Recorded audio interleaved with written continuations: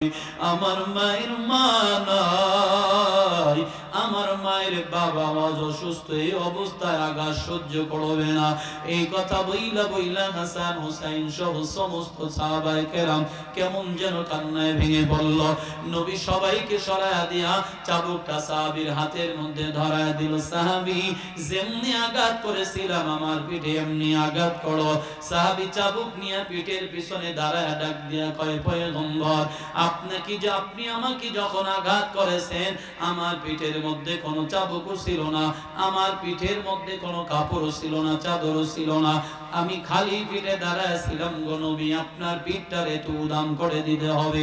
নবী শোনার সাথে সাথে নিজের পিঠের কাপড়টারে সরায় দিলেন।